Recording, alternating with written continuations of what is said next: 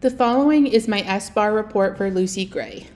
The situation: Lucy Gray was admitted after reporting a dizzy spell which resulted in a fall in her own home. Background: this is Lucy's third reported fall and ER visit in the past several weeks. During her dizzy spell, Lucy reports anxious feelings, dizziness, and heart pounding.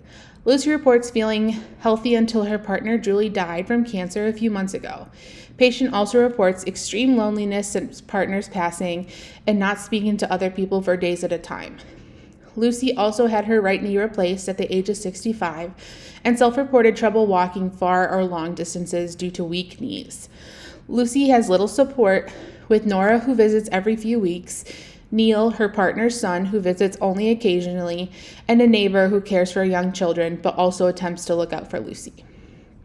My assessment includes Lucy's blood pressure upon arrival, which was 160/80, heart rate of 102, oxygen is 90% on 2 liters of oxygen via nasal cannula.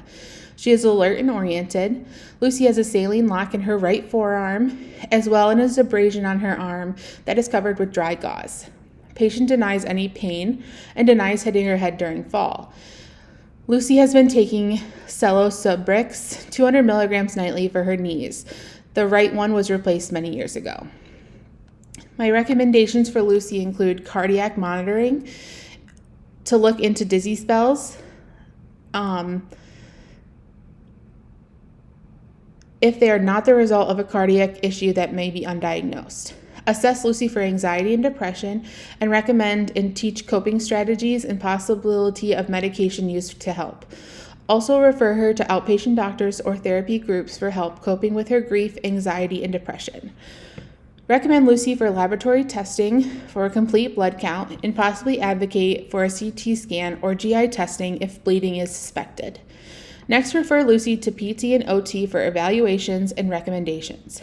Based on the recommendations from PT and OT, refer Lucy to continuing care to discuss discharge options such as returning home alone, returning home with medical support, or possibly entering a senior care community or other type of care home.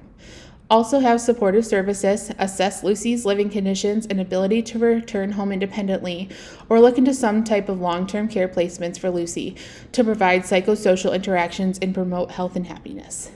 Thanks.